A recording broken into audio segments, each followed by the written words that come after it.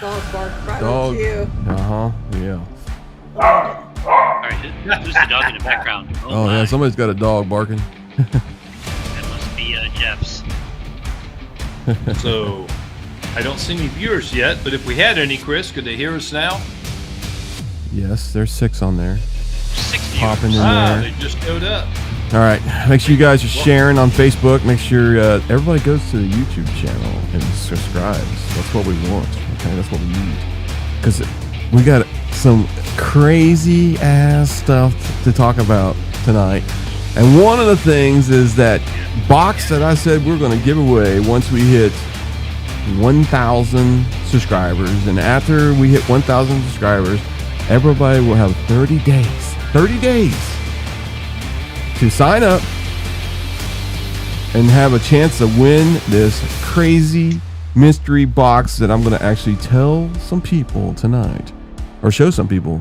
There's a lot of stuff getting built up in there. Some of the stuff that's in this box. Incredible.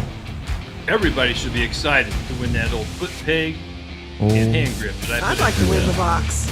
Oh yeah. Oh yeah. I'd like to win the box. I always like a good box. I know. I was not going to go there with that, so we're just leave that alone. Yeah, we are talking about. Let's say the box right now probably is. It's got $3 signs on there, and it's got a lot of dollar sign. I mean, by the hundreds. Okay, how's that? Yeah. It's got a lot. I mean, it's not a Absolutely. bike. It's not close, but it's like maybe 5% of a bike price, of a good bike price. You don't I have think. the budget for a bike? Oh my gosh, yes. Oh yeah. All right. Well, all jokes aside, I think Yeah, hold on a whoever wins second. that will be excited to have it. Yeah, hold on. Oh, somebody's trying to call. I don't know who it is. Max is joining. I don't have a spot for Max. Come on, buddy. There's a term I love in life, synchronicity. I define He that told as me he wasn't chance going to be on or tonight. purpose. And one fateful I would have to night, my life would rearrange the change whole forever. entire thing. I was Good evening, flying Salty from Badger. Chicago Welcome. here to Grand Rapids, Kevin, Michigan. It was United welcome Flight to the podcast. 664. Our Indian Finally, Adventures. I'm Welcome to the there. I podcast. walked through Discussions first is class, on. What's and, up, Bob? I see this kid. He catches me off guard because he's a Yeah. corporal sitting in dress Bob, army welcome green. to And the I go podcast. sit and coach, and about an hour and a half or so later, we land in Grand Rapids, Michigan. As we pull up to the gate, the captain comes over the PA and says that we have an American hero on board. And my mind immediately jumps to this kid in first class, right? And it's like, what did he do? I'd just gotten back from my second tour of duty in Iraq flying the F-16. And he continues, the captain, by informing us that we are carrying the remains of Corporal Brock Buckland on this flight. And his identical twin brother, Corporal Brad Buckland, was in first class and has brought him those 7,000 miles home. Captain makes another request that everybody stay in their seats until his remains are removed from the right cargo hold. And that night I watched The Other Side of War. As I looked out on the tarmac, the Bucklands on the darkest night of their lives. The thing that really got me though was his 4-year-old son. Sat right below the cargo ramp as that American flag draped coffin inched out. And the finality of the sacrifice hit me. The realities that this young boy would never play catch with his dad again. He would never be tucked in at night. And that term freedom isn't free didn't mean anything until I witnessed that. And as the ceremony finishes itself up, you know, I wipe away my tears, right, and I grab my backpack and I look back to the airplane only to see that more than half the plane had gotten off. No place to go, except that blanket of freedom we'll all sleep under each and every night, courtesy of 1% of this country that suits up every day, willing to defend and pay the ultimate sacrifice for the other 99%. And that was my moment of synchronicity. I knew with every fiber of my being that God had called me on a mission.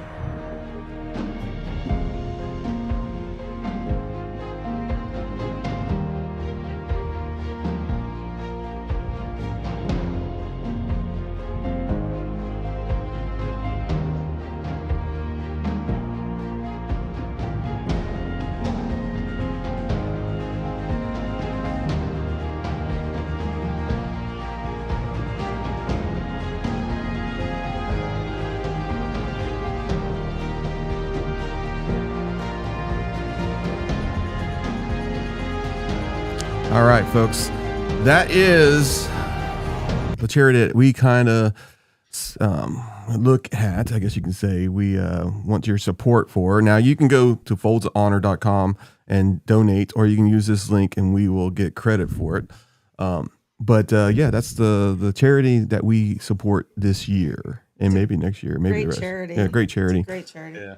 Anyway, And we'll go Chris, to, may, yeah, go ahead. may I say something too as well? Yes. I'm really focused on the Jack Daniels, and that's very important as well. And just want to let everybody know that the proceeds from the entire Jack Daniels event will be going to Folds of Honor this year. So, Yes. Oh, wow. any kind of money we raise will go directly to Folds of Honor. All right. That's amazing. Yeah, it's great. All right, so we got 18 people here. We only got 4 likes. Start hitting the like button. All right, so first thing we're going to go through here, I'm going to go through here and say, everybody, Dr. Harley, let's go through here. Salty Badger's here. I said some of them already. I forgot the video was on. I apologize. Let's see what else we got here. If you're watching and you want to be recognized, put a comment in there. Greg, welcome to the podcast. I've never seen your name there before. Welcome. Kevin's on here, and Our Indian Adventures is here. All right, so I want to, before we get into this thing, I was talking about the box, okay? And I'm going to make a special video about some of the stuff that we got supported by. You all know that we have some good friends on this podcast. They've been helping us out. Sometimes they're guests. Sometimes they, they supply us with some stuff. So as you guys know, Ride Culture, great people. Go to their website, Gator Mike, Swamp Sauce. They're great people. They've been on the podcast. And then BC Customs, which makes levers on motorcycles, okay, and all kinds of stuff. So I actually have a form on my website if you want to get contacted with BC Customs. I have I'm going to make a video about them, but a nice pair of leathers. I just put, I keep on saying levers on my thing. But anyway, I want to show you guys some of this On stuff. your new Okay? bike. Yeah. They're nice. I like those too, but they won't fit my bike. I know. All right, so before we get going crazy, we'll do some of this stuff here in a second. But look at this, guys. I don't normally do this, but I wanted to show you guys something. You guys can be part of this. You're not part of Throttle Iron. You just guess. But you got to look at this stuff. This is crazy. See all this stuff in the backpack here? Okay. No, you're going to have to hold it up in front of the camera, Chris. We can't see it. All right. Everybody's wanting these on their motorcycle, right? Absolutely, man. That's in the box. Nice. Want some Charlie Chaplin's, foot pegs? Charles Chapa? Yep. Yeah, Charlie. Oh, yeah. I'm sorry. I've got my finger over it. I can't remember where it's at. Okay. All right. You think that's it? I got more. All right, look at this. Wow. Highway pegs. All right. Good. This is going to be a secret box, but it was too much. I couldn't keep it a secret. Look at this. Floor pegs. Man, those are nice, dude. Look at that. Floorboard right. inserts. Anybody interested in this box yet? I mean, you got to start subscribing. How do you sign up for the box? Well, once we hit 1,000, then we're going to release the giveaway where everybody can sign up, and you just got to watch, and we'll have some keywords in the 30 days where you can get bonus points. All right, so I'm working on all that. Some motorcycle wash. Look at this, Gator mics right here. We can tell you from Ohio. Warsh. Oh, I'm sorry. I don't know what this is. This is special. I got to figure it out. It didn't have a label. We'll get that. Taste it, Chris. Just taste it. All right. This No, is what you're he's supposed not to from taste. Alabama. All right. This is what you got to taste Ohio. right here. I don't think you want to taste that. So we got some sweet and spicy barbecue sauce from Gator Mike. Man, I'll tell you. We got my mouth's watering already. mud rub right here, Gator Mike's. Okay. Oh my gosh, this is so crazy. Gator Mike's swamp sauce original right here. I can't get that label in there. It's like a mustard base, he said. Yeah. Yep. And, He said that's the best stuff. and the stuff that I threw in already in this box. Yeah. Look at this. Chopper time. Oh my Chopper gosh. time. Yeah, that was chopper time. All right, so hopefully I don't kick none of this stuff. There's a few That's things. just some of it. That's just some of the Chris, box. That's just some of the I'm box. gonna have to step it up, Chris. I'm gonna have to put in 2 old foot pegs and 2 old hand grips. Instead of just one of each. And BC is going to be putting a thing of leathers on there. I got Mike actually from Levers. Levers. Levers. Okay, I'll get it right here. Let me get the picture here. I got to get in my photos here. I know this is I know everybody wants to know about this this ride. We're going to get to it, I promise you. But I think this is some crazy stuff that I got for you guys here. This stuff, Chris, is too good not to talk about. Oh, I know, we have it to. is phenomenal that these guys are supporting us like they are. And, we got some friends and we got some friends in high places here. So good places actually. So let me see if I can get my picture of my levers. If not, I'll have to find it here because I've sent it out to everybody, but I got so much stuff in my I take thousands of pictures. Here we go. Oh, come on. Why is it not letting me in here? All right. It's not let me you get that tech guy, Chris. Yep. All right. Tech guy. All right, it's not gonna work. Oh, you know what? I'm putting it on the wrong screen. It's when I go to a different thing, it goes over here. Here we go. There. All right, here we go. All right, look at that. You guys seen the original Indian ones, right? They're so big and gawky. Look at these things. He's got like a little white stripe in the middle of it, painted up really good. I mean, these things are gorgeous. But anyway, you can go to Throttle and Iron website, and there's a link there for Bob.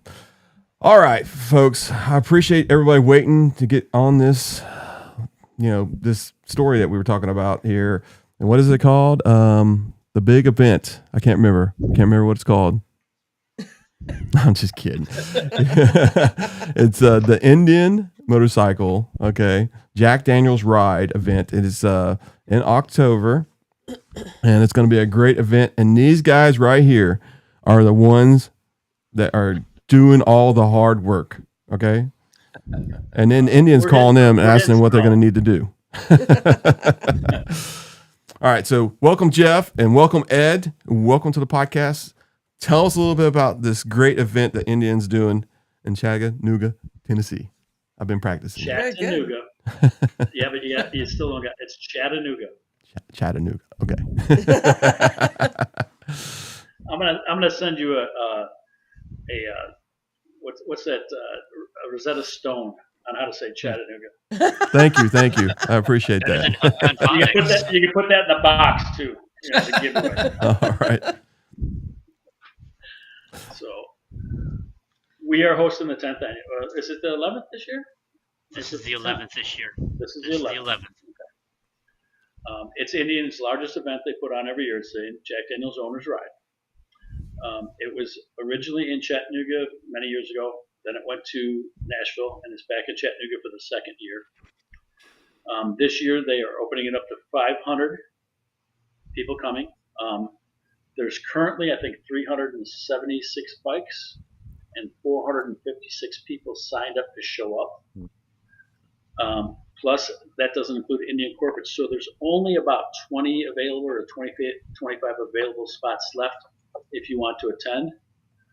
Previously, Indian had put it out that they were going to open it up, if need be, to 750, but Jack Daniels has told them no. The cap on this is 500. They're not going to expand it any further. So it is paramount, if you want to attend, to do that in the very, very near future in order to sign up. So the event officially for Indian starts on October the 9th through the 11th.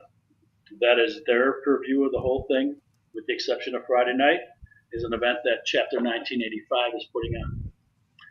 Prior to that, starting the previous Saturday, Chapter 1985 will host you and any rides you want to do in the area. We have 11 of them posted on the Ride Command and on Rever, and both of them have a Chapter 1985 Indian attachment to it. So you can go on to, and I'll let Ed talk about that more. He's more well versed in that. But we will be hosting events all week long. And if you want to add about where to access those rides so they can download it on their bike and how to do so. So if you are, Rever's free. You can pay for the professional version of Rever, but it's free. You can actually go into the community on Rever, and there is a 1985 chapter and that's where all of our rides are posted. You can also find all of those rides in the community on Ride Command. You can search for Chapter 1985 and all the rides that we've hosted. They're all posted there. You can download them. You can save them to a flash drive. You can download them right to your bike. They've been tested again. So we've gone through a pretty thorough testing last year. Jeff and I will probably be riding all of those rides in the next couple of weeks over and over and over again, just to make sure that, we don't miss a road closing or something else along that lines. And also I'll be test riding the 2 weeks before, just to make sure everything's safe for all that attend. So at this point, here's the agenda as far as the Thursday through Saturday goes. Indian basically has the peruse of all that entire time frame except for Friday night is 1985. The check-in will be at the hotels and possibly at the dealership on Thursday. On Thursday also, Throttle and Iron will be hosting a podcast at the dealership. And as well as Indian will be hosting all the test rides. So the truck will be there, and you'll be able to ride the entire lineup out of the dealership. The advantage to that is typically when they did it downtown, there's a lot of congestion, a lot of traffic.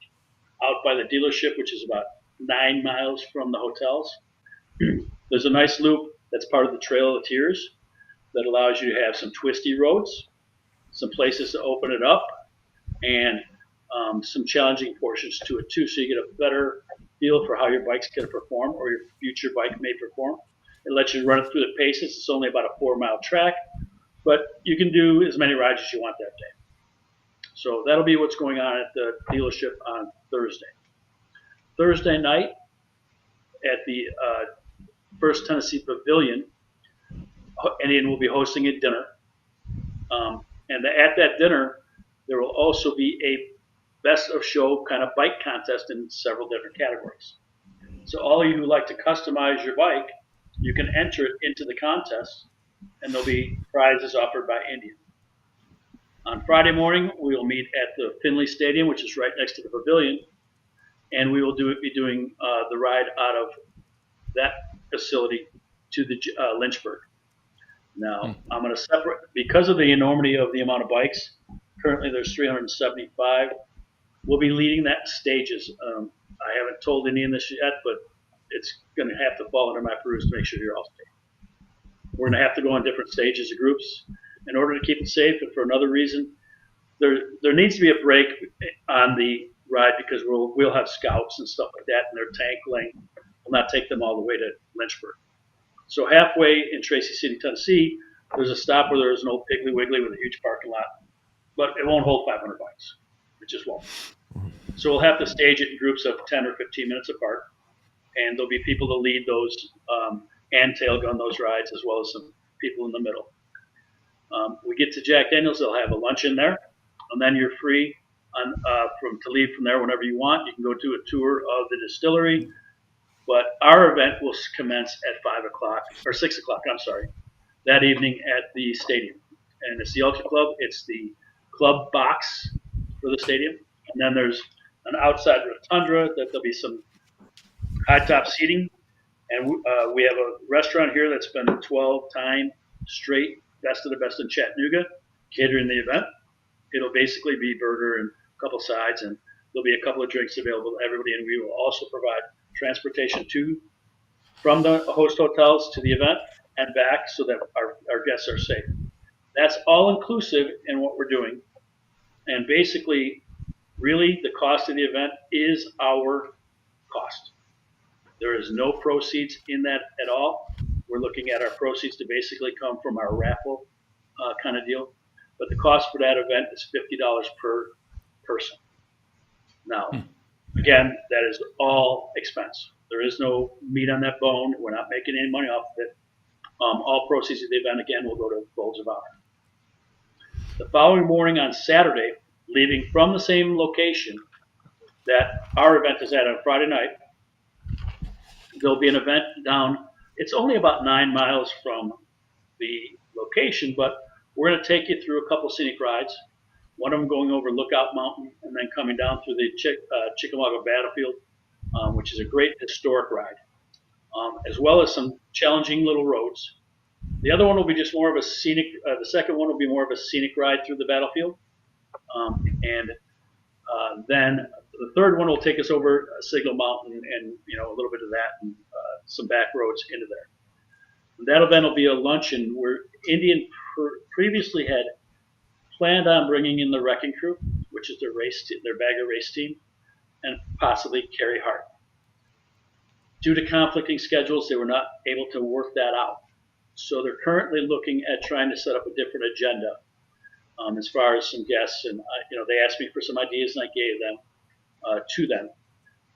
But that's more of a luncheon, chill out, meet and greet, talk to each other, and what do we all love to talk about, guys? Motorcycles and mods. Motorcycles. Right? Yeah, exactly.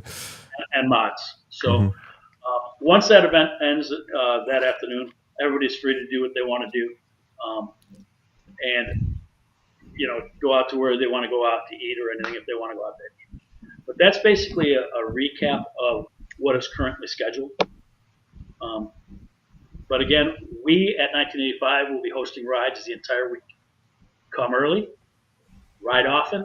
We're going to take you to some of the most challenging and most scenic rides in all of the eastern and middle Tennessee.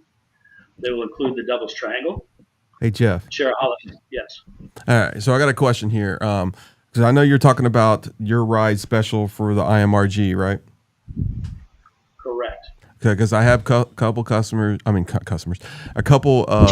guests asking are these only Indian motorcycle rides? You're talking about the rides that we have planned for Yes. Monday, Tuesday, and Wednesday? No, sir. No. Right, The whole event is not. The whole Come event as is you are. not restricted. No. It's all inclusive. All You ride a inclusive. Harley, you ride a Ducati. It's all inclusive. Here's the reason for that. Mm-hmm. Almost every single Indian dealer takes trade-ins, right? Yep. Mm-hmm. They want to sell those bikes too, don't they? Mm-hmm. The other reason is my dealer wants to take your Harley-Davidson and upgrade you into an Indian. So why would we be exclusive? Gotcha. Okay, so our event is all inclusive, and Indian corporate is very much in line with our thinking on that. Mm-hmm. It's inclusive to all motorcyclists because we want future Indian riders. And once you go to that Thursday event, you test drive, you most likely are trading in that leaking, sputtering Harley-Davidson, and you're rolling out of there with a Challenger. So Wow. You went All right, there. so I don't want to get too far I off did what go he was saying. We can get more on that later, but at least you got your answer. But I'm sorry to interrupt you, Jeff. Go ahead and No, go you're on. fine. Okay. So if you know the area, there's some roads that we will lead that you've never heard of. There's some folks that are privy to those.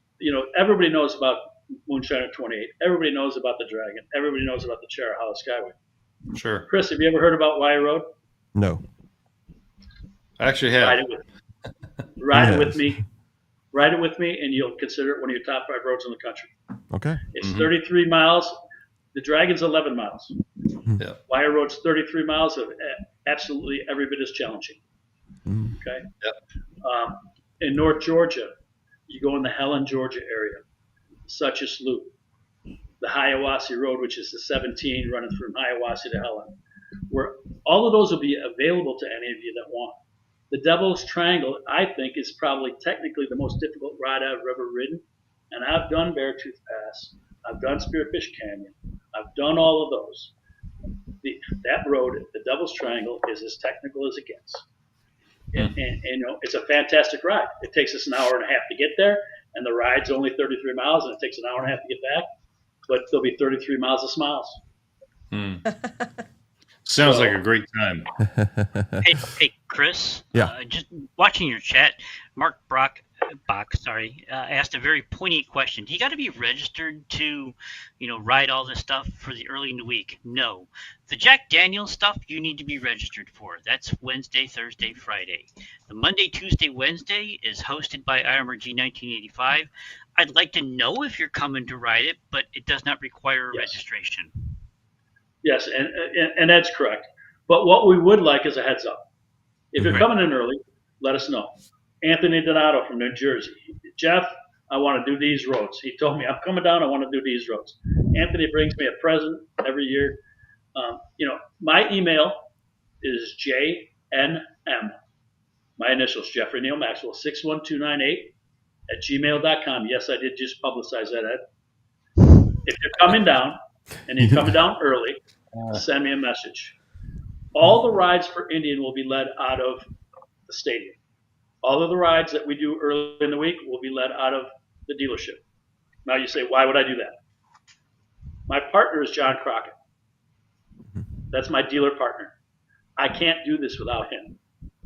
I'm taking you to the dealership so that you visit the dealership and you have an opportunity to give him some business, because John is also going to do a lot for you. Last year on the ride, I dare you to find somebody who had a bike problem that didn't get serviced immediately. Yeah. Okay.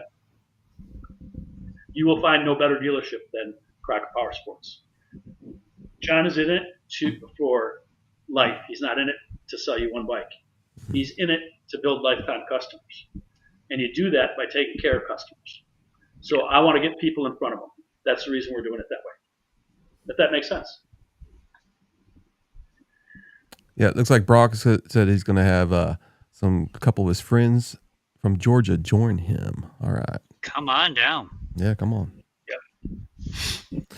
So now, I did. He's talking about Helen, Georgia. That's my favorite area to ride here. Mm-hmm. I mean, I've done the drag and I've done them so many times. I prefer to go to Helen, Georgia, because I haven't ridden that as often. Gotcha. And it's Right. marvelous riding area. It's marvelous.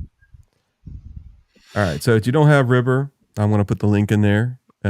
Most people watch this podcast on their phones. So I'm going to put that in there. And then they have a group in there. It's called IMRG 1985. And inside there it has all their rides and what they're going to be planning on doing that week. So check that out. All right. So go ahead, Jeff. Continue and have some fun. So all these rides are tried and true. Ed and I have ridden all of them. I create the rides. Ed creates them in a format that you're able to use, because I'm not able to do that. He's far better at that than I do. Mm-hmm. I learned a long time ago, put people in positions that could do the stuff you can't do. Ed can do a lot of stuff I can't do. So that's his role as my IT guy, as well as Ed can ride. So Mm-hmm. we got some folks that'll lead you on those rides and leave you with some happy faces. So just come visit us all and enjoy the area. Well Very cool. said. So when I signed up, I was under the impression this was an Indian-only event.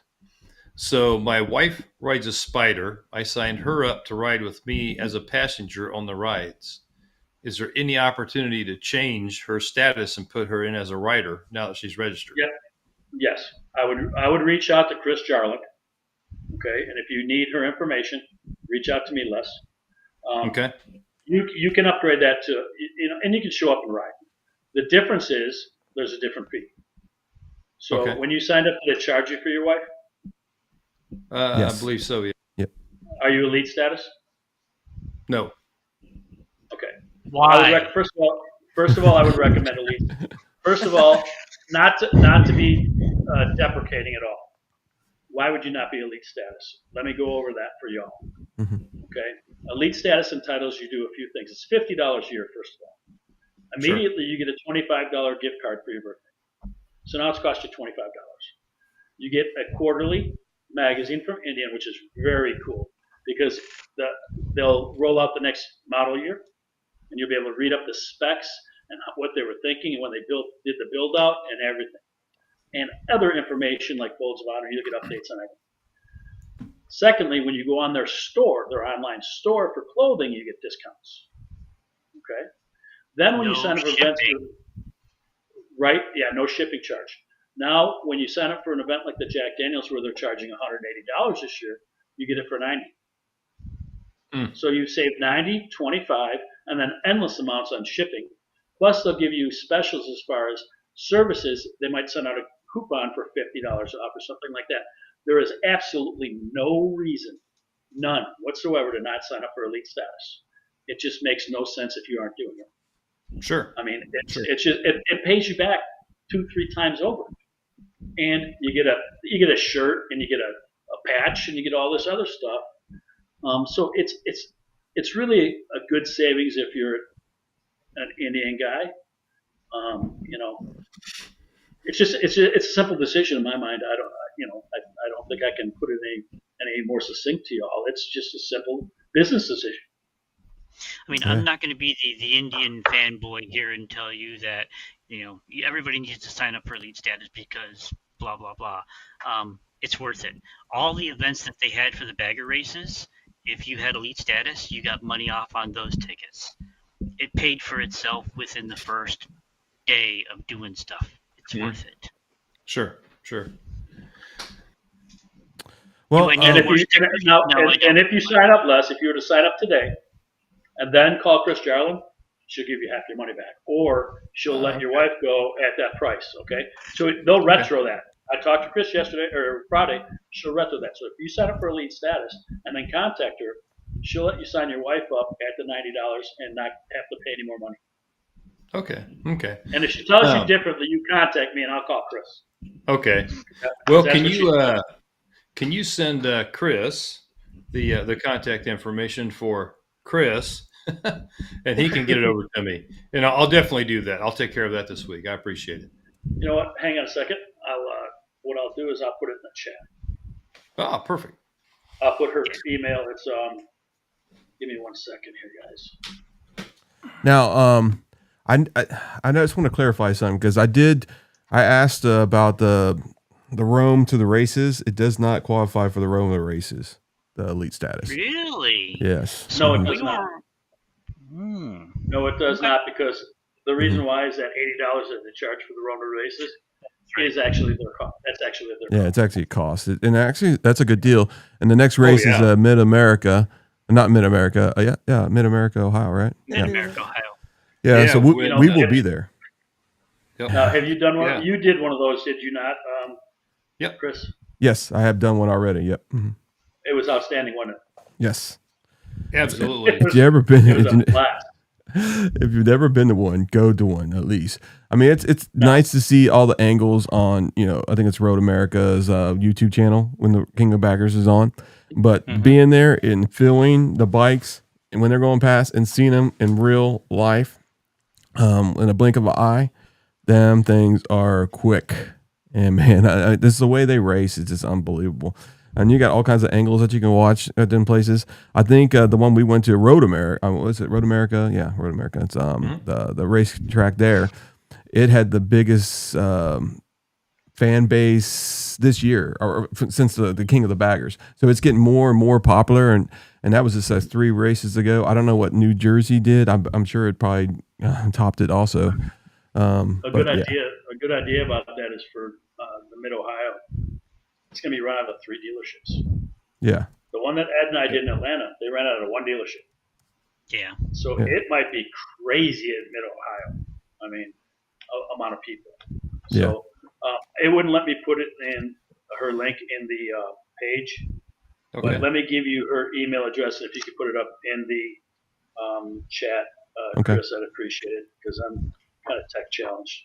Oh, you're good. It's Just send it to me. It's K. What can you just copy it and just send it to me in a text message? And I'll just copy and paste it. That way we can make sure it's getting right. Because I'm dyslexic sometimes, and I all the time. When people actually spell stuff and give me numbers, I always put them on my head backwards anyway. So I don't know why. It's crazy, but yeah. All right, I'm gonna message it to you right now. Yep. All right. What else was I going to talk about? I'm actually trying to get a link for elite status, and it just is not coming up. Wow. If you go onto the Indian motorcycle page, it's prominently there.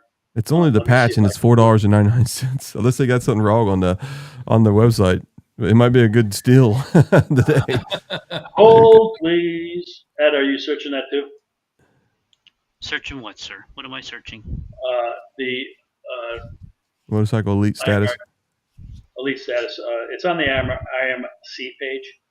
and it's also on the, which is probably don't have it. I'm looking at the regional coordinator page and I'm not getting it. So. All right, looks like it's telling. Okay, I think I got it. I'm gonna put that in the comments here so you guys can see that. I got it, and I actually have two less. I mean, I actually bought it by mistake twice. So I got two patches. It cost me $100, but it saved me a ton getting these tickets. So Sure. My wife is going. So it is a good deal, and they also have that special sale. I think it's throughout the year. At least once you get 20% off, extra 20% off, or something like that. I can't remember exactly what the parts and accessories are. But Yep. PSG. They do that twice a year. They put it out on the. You'll get it when you're in elite status. You'll get an email about the closings or the year-end stuff or whatever, or any sales they got going on. You'll get those emails. And typically those are, 20, 40% off. Oh, wow. So there's tons of different savings if you really watch it and use it for swag and all that kind of stuff. So, all right, there's the link to get that if you're an Indian motorcycle and you want elite status. I don't even know if you have to have a Indian motorcycle on that. So that's a good question. I'm sure they'll take you $50. Yeah, I think they will. All right, so there's a link for that, and then here's the link for if you actually paid for it twice and you have elite status, so they might give you money back, half of it. So here it goes, right there. So, yeah. So if you basically, sign up for elite, they'll refund you half your fee. Yeah. So there you go. There's the email for that.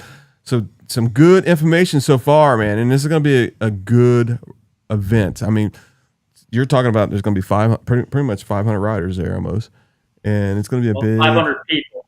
Yeah, 500 people. Yeah. Some of them maybe two up, but 500 people. Yeah. So there's still going to be a lot of bikes. So it's going to be a great event. And I didn't know that you didn't have to be I thought it was going to be an Indian owners event only. So I got a question for you, Chris. Mm-hmm. What's the largest group of people you've ridden with on one ride? Probably about, I think it was 80 to 90 with Adam Sandoval. Yeah. That's a pretty large group and pretty incredible. I'm just gonna tell you, the guy that's gonna be in the back of everything is gonna be Ed Seidel. The guy that's gonna be in the front of everything is Jeff Maxwell. Okay? The guy that's directly in front behind me is Barrelhead Kenny. Mm-hmm. Okay, he's the Barrelhead guy at Jack Daniels, and he drives a slingshot. Gotcha. Yep. Oh, And wow. he's the guy directly behind me. He's ridden every Jack Daniels ride there is. Mm-hmm. What I'm going to tell you is the most incredible feeling I've ever had on a motorcycle is to look in my rearview mirror, and as far as I can see, Uh-huh. there are bikes. It is amazing. Yeah. It is. And if you look at the group photo you had up earlier, Mm-hmm. now that's 250 people in that photo, double that. Yeah. So let's That's go look an at this. amazing crowd. And that photo's up in the dealership. I took and framed that, put it up in the dealership, and I'm going to frame this one and put it up in the dealership this year. And we're going to do that every year that we host it. I don't know if we're going to have a wide enough angled lens to fit everybody this year. No, they did it. They did it Pano, I know. Mm-hmm. and I did. Here's another thing, guys.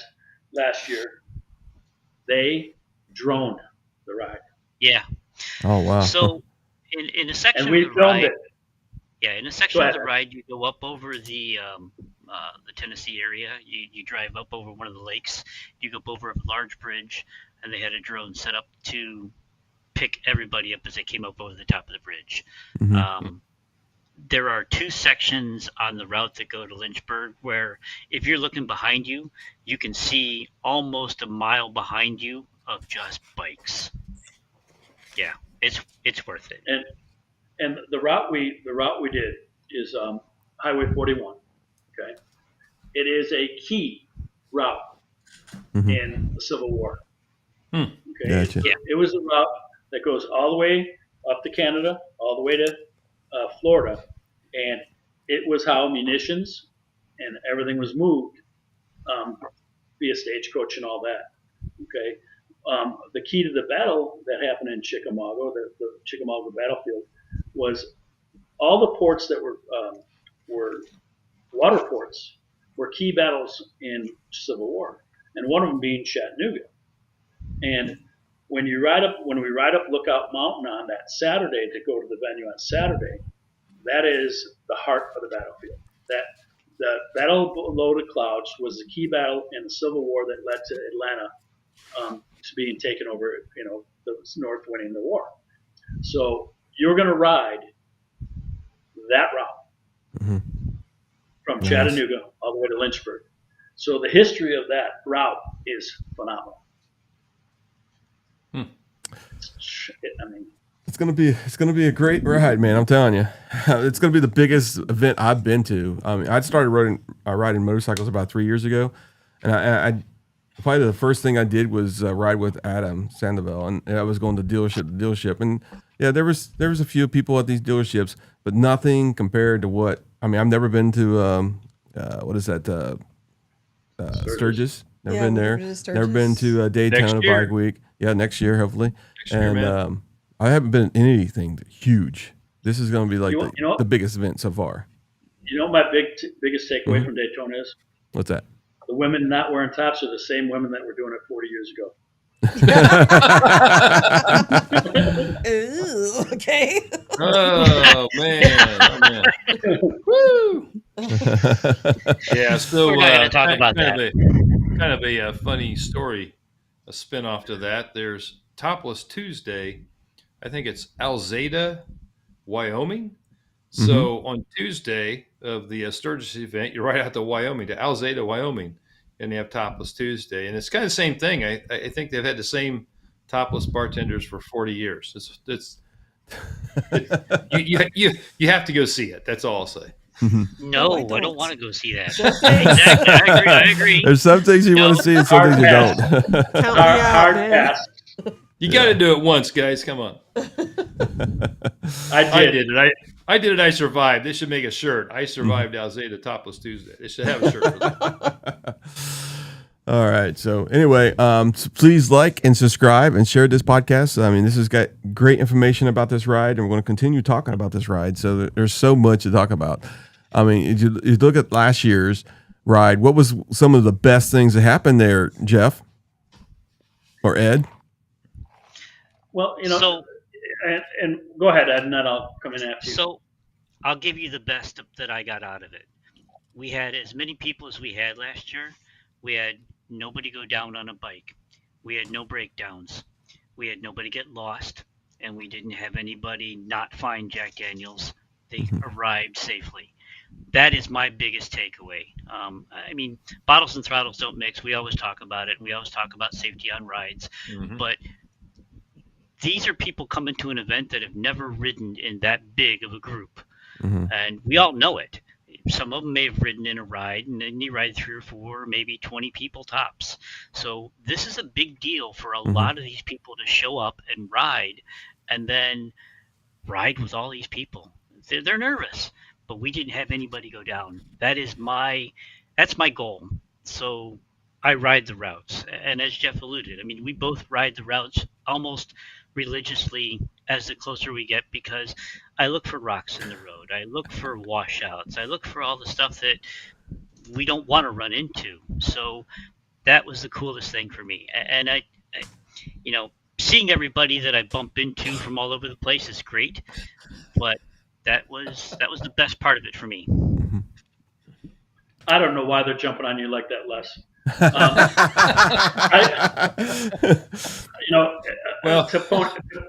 To pony on what Ed said, obviously that's the major goal. I agree with Ed wholeheartedly, and I'm looking at some of the comments in the where Wind Therapy Addict says the ride to Lynchburg last year was a nice route. Yes, it is. And the first thing Indian came to me this year is, do you have some new routes for us? Well, let me tell you guys, you want it to be a 2-hour ride, and you want it to go over a mountain pass. There's only 3 ways over that mountain. One is highway. None of us want to do that. No. One of us is 2 hours and 45 minutes, and that's outside of your scope. There's only one route. There's only one route to get there, and it goes right through Ed's backyard, from Chattanooga up that 41, drops down over Mount Eagle, and then down through Cowan, Tennessee. And then what you're going to see on that, though, is you're going to see some nice little old school Tennessee towns. Okay? You're going to see some rural people struggling little towns. So you're going to see Americana. Okay? That's what I like about it. You're going to see a piece of Americana when you come to Chattanooga. Any one of the rides that we do throughout the week, Monday through Thursday, we're going to take you through small towns like Oliver Springs. We're going to take you through small towns like Robbinsville. You know, you're going to see little small town America and some of the things that built this country. Okay? You're going to see Topico Lodge, one of the most fantastic lodges along a riverfront right by the Fugitive Bridge in America. You're going to go through Franklin, North Carolina, coming off the Wire Road and going up the, if Moonshiner's all fixed by then, you're going to see some of the most challenging routes in the country. And you're going to see it in a town that's hospitality driven and happy to have you here. So that's what I want to showcase Chattanooga. I want to showcase my dealership, and I want to showcase my IMRG as one of the best in the country. That's what I want. And speaking of IMRGs, okay, so I just put the list of and I don't know why Indian doesn't still have everybody listed or able to update this, but I just checked and ours is still not on there. So I'll send I know I got a contact. I'm going to send a email to them and see if they can get us on there. But this is the list of the riding chapters for Indian. Just click on that on the chat, and that way you can find a group, IMRG, even if you're riding a Kawasaki Balkan S. Okay. Is that a hint, Chris? Yeah. Sign up. Connie? Yeah. I bet you can rip that thing and leave Chris behind you. So just come on down. Yes. Welcome to the podcast. Let's see. We got a couple of new people on here. Ride Culture did show up. Thank you for coming on here, Mike, and thanks for everything you gave us for the box. Now, I got something I want to talk about here because I'm kind of really disappointed. Either I think the subscribe button is broke, dude. I think it is because it still hasn't improved since we've been on tonight. So like and subscribe and share this podcast, folks. We have a podcast every week, and it's nothing but motorcycles. Yep. And I got some guests coming that you guys are going to like. And we do Harley-Davidson and Indian, but tonight we're focused on Indian motorcycles, so please enjoy that. But yeah, I think it's going to be a great freaking ride. And let's see what else we got here. We got quite a few of the go ahead. local IMRGs around, it looks like on here. Yes, that's like, good. Kevin Chris, says, something I want. Go ahead, Connie. Yeah. Oh, no, there's just quite a few on the chat. 2021, Kevin said Capital City IMRG. And there's quite a few chapters that are on this podcast right now. So, yep. So guys, another thing to add, you know, being as where we're at and the amount of history we have, you know, don't feel that, you know, if you have a family that you can't bring them with. Okay. Chattanooga is loaded with things for the kids to do. Discovery Museum, rock climbing. There is history out the wazoo. There is a military heritage museum right by the aquarium. By the way, the aquarium is the largest in the country. That's a freshwater aquarium. There's a zoo here in town. There's all kinds of activities for you to bring your family. And, you know, if the wife doesn't want to ride that day, she can go sightseeing. And it's walking. All these things I just talked about are walking distance from the hotel. The hotel is perfectly situated right down in downtown, near the aquarium, near the riverfront, near the Medal of Honor Museum, near a bunch of other sightseeing, the Hunter Museum, and other attractions that are right downtown. If anybody had been to Chattanooga 25 years ago, it was a very industrial port city, very dirty. When they built the aquarium, that started the renovation of downtown and turned this into a very, very clean and a desirable city to visit. So take advantage of making this a family vacation as well. Yeah. And the ride start on Monday, or correct? Or when's the ride start? There's a Saturday before? I'm just making sure it's clear. When When you arrive on Saturday, I'll ride. Here's the fact, Chris. Yeah. I go on a ride every year that's about 5,000 miles. I'm not going on it this year. The reason why? I got one injection left this year for my back before I had surgery. I chose 500 guests over 15 of my best friends since I was 5 years old. Wow. So Wow. I'm going to lead rides that whole week, and then 2 weeks after, I'm going in and getting cut. So come enjoy the rides. Come in Friday, Saturday, the week before. I'll ride till I pass out. All right. So I mean, there are some people that are coming from the Chicago area that I know of that I've talked to, and they'll probably be in on Monday for the rides, but they'll show up on Sunday. And I told them, dude, if you come on Saturday prior, I'll take you places that you don't get to see in the books. There's roads that we travel that they're not on somebody's map list. Trust me. Gotcha. That wire road I talked about, it's North Carolina 1310. Look it up. It wasn't on a map 8 years ago. Yeah. It was a dirt road 15 years ago. It's freshly paved, and it's a moonshiner run. And halfway in between, there's this great restaurant called the Lakes End. It's close enough to Franklin, North Carolina. It's in between Robbinsville and Franklin. It's just that area up there, I could go get lost for 3 weeks and not ride the same road again. So guys, put in the comments, put a yes in there if you guys plan on going to this ride event. All right, let's see the yeses. Come on, let's see this. Let's see how many people's going. All right. And, Ride Culture. Ride Culture just put, we'd like to make it the next year or two. My wife is from Tennessee, yada, yada, yada. Okay? I have a saying that's my favorite saying that there is. There's 7 days in a week. Not one of them is named someday. Not one of them is named Sunday, y'all. Get living your life. Don't push things off. Come visit and have fun. And you have to balance life and you have to balance fun. And if you don't, you're missing life. Yeah. Yes, you are. All right. 5 from Pittsburgh's coming. Awesome. We have a large group coming from Ohio, which is, there was, I bet you there's some places that's going to have a lot of people. A group from IMRG will be there. What's Ohio's IMRG number? I'm kind of curious. There's a couple, let's see. Our Indian Adventures. Go ahead. So Ed, there's that area along the Kentucky-Indiana border and Columbus. Yep. And there's three. Isn't there like 3 IMRGs by you guys?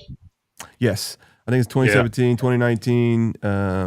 Columbus is pulling up the 2019. list. Yeah, and then Or 2074 is ours, but it isn't even on there. Yeah, so there's a bunch. There's a new one that just started up in Cincinnati. Up in what is she doing? Yeah, Brian Moore and Chris Weisgarber went to the opening of that one. A couple of weeks ago. 1946, 1963. I know there's Indianapolis is Circle City, Indianapolis up there. There's a bunch of IMRGs in this area, and most of the time, if there's an Indian dealer, they usually have an IMRG present in that area. If not, start it. Elkhart's 1986. Yep. That one I knew off the top of my head, believe it or not. Did you? Funny. Yeah. Yeah. Well, because I'm, my hometown is Route 66 out of Chicago, so props to them because I know there's a lot of people coming from there. But so all this stuff in Wisconsin, Elkhart, know them pretty well. Nice. Now, just an FYI, Ed and I probably grew up 25 miles from each other, maybe 30 miles from each other. Mm-hmm. So my vice president grew up in between the two of us.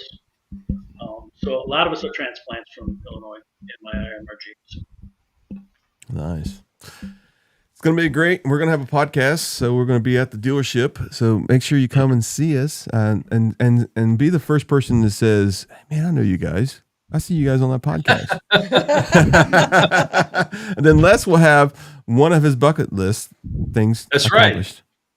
That's right. I've not been recognized in Walmart yet. That's the guy on the podcast. So, well, maybe if you wanted a Meyer, you'd be recognized. Okay, well, but There you can't go. go to Meyer, right? Yeah, you're going to the wrong store, man. Yeah, he left there years ago. Jeff, And they don't have Dominic's down there and Jewel and all that stuff. They got Myers. yeah, The Jewel. Indian riders they go to Meyer and shop. It's a different culture. Do they have specialized bike parking there? Yeah, you know what? I'm thinking about we should do that. You should That's a good idea. Implement that. Yes. Yeah, I can push that up. Couple lines for Tesla. Yeah, I know. Yeah. That's because you've got to plug them in all the freaking time. All right, I do have you guys got some questions for Ed. He did give everybody, and Jeff gave his address. I think it was Jeff actually, but I'm going to give you guys the contact of 19. Let me put the V in there. I'm going to make sure I get this right here. This is the contact page right here for 1985. If you have some questions that don't get answered, let's be careful with that. Okay. Ed is trying to recoup and I'll do disclosure now. Ed is trying to recoup some of our IMRG emails and our webpage and all that because it was kind of left to the wayside. We found out about it recently. Oh, okay. The previous president kind of just left the group. So, Sparky, to answer your question, I'm from Des Plaines. Ed's from the Joliet area. But that's why I gave you my personal email address. Oh, okay. I apologize. I didn't know that. So. No, that's okay. Honestly, if you put it in that contact, and if it shows up, I've been able to get in and out of it for the last couple of weeks now, so I've been trying to keep an eye on it. So, yeah. Okay. Sweet. So the other thing is, just so you know, there's a Facebook page. It's the Jack Daniels Owners Ride, Chapter 1985. What happened is Facebook took over that domain because they thought it was a company account. Okay. So I no longer have access to that page. So there's been 46 people to join it in the last 2 weeks. I can see when somebody joins it, but I can't do anything with it. So I probably got to discard that page. It's just one of those things. Facebook wants to monetize off of it, so they want me to pay to keep that website or that Facebook link available. They want to charge me They want to charge me $50 a month. That's nuts. And I'm sorry, I'm not going to pay that out of my personal pocket. So that I can see things, I can't post on it until I pay them. Yeah, that's weird because I mean I got a business page and they don't charge me nothing. So well, I have my old business page for my barbecue company too, and they didn't do it to that, but they did it to a nonprofit page. I don't get it. So, yeah, and maybe I need Ed's help to get through that, and we probably can get away with or get it up and going again. But to be honest with you, I have bigger fish to fry. We're getting close to the event. I have prizes to come up with for 500 people and stuff like that. And then Chris Jarlin will ask me 5 times to recreate something Ed and I sent to her in March. So it's one of those things. She's got a lot of balls in the air, and she asked me for the rides we sent for the Jack Daniels last year and for the rides to the event Saturday. I go, well, here's a screenshot. Ed sent it to you March 23rd. Oh, wow. Now they usually have. Yeah, go ahead. Oh, it's just they have so many things going on. I mean, look at all the events they have, from Bike Weekend, fall and spring, to Sturgis, to all the Laguna Seca, to all the the King of the Baggers rides. They have a pretty full plate as far as event organizing. So coming from a small guy in Chattanooga, Tennessee, if I send them an email, it might get missed every now and then. So, Jeff, you were talking about prizes and whatnot. One of the prizes that we will be doing will be this. Oh, okay. That is all nice. signed by King of the Baggers.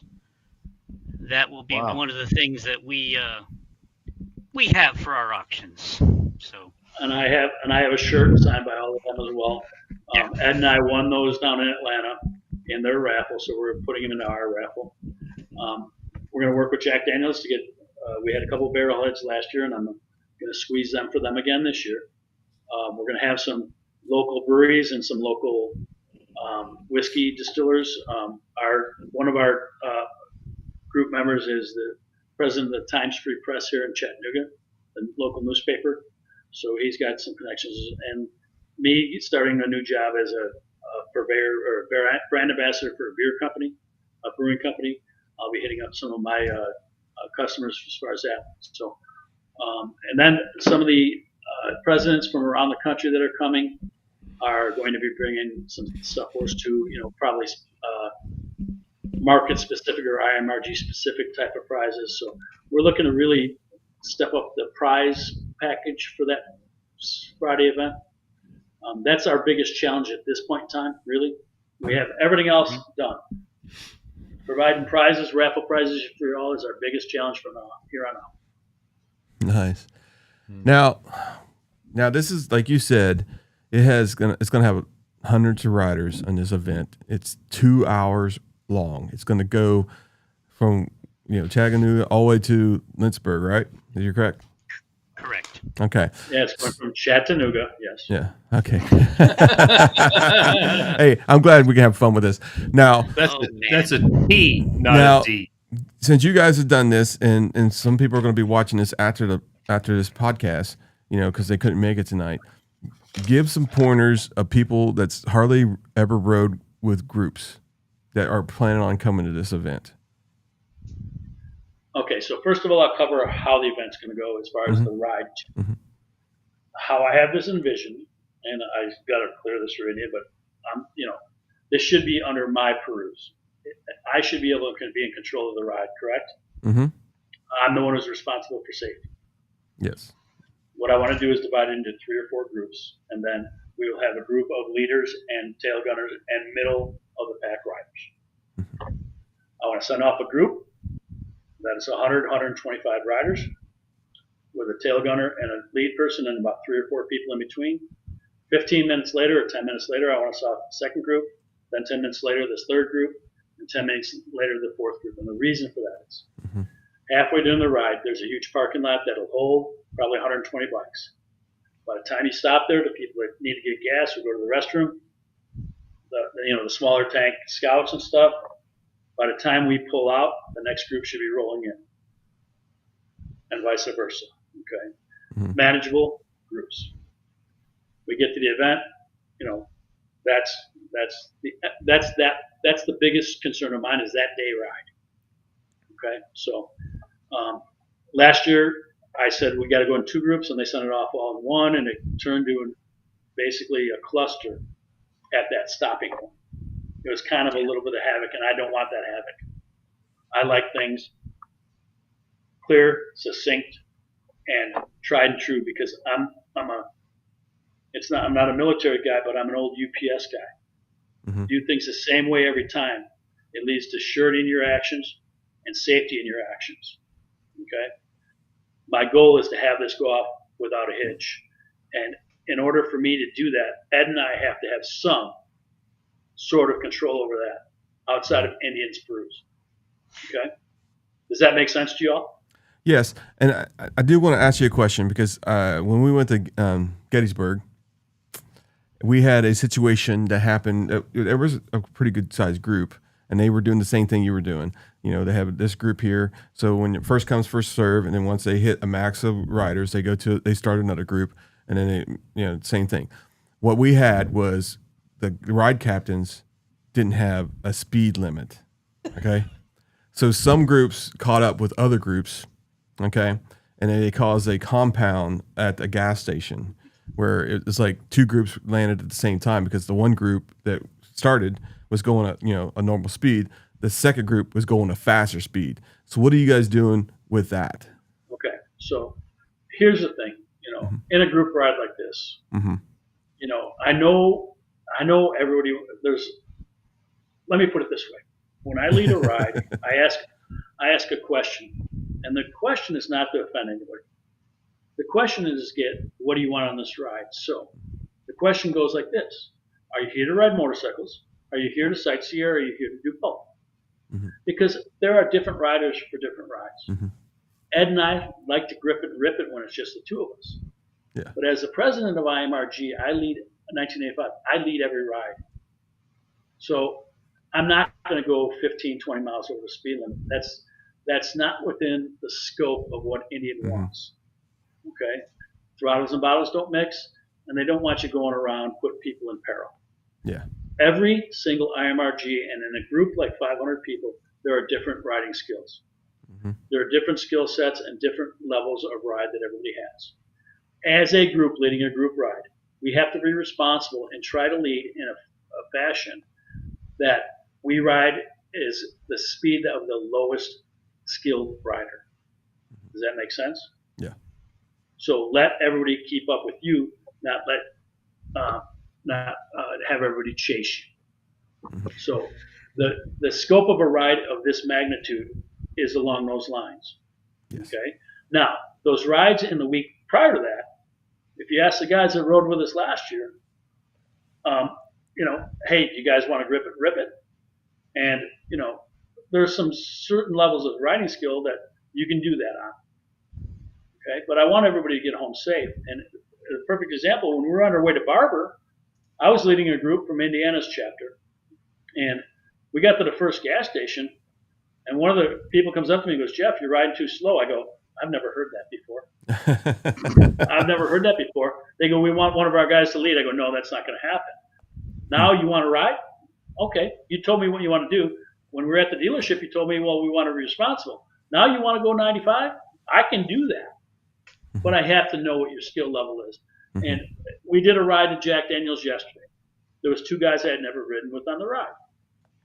So I rode the way I wanted to. And on the way back, one of the guys that I'd never ridden with goes, "Can I lead?" Oh, geez. I let him lead. He was making everybody test their skills.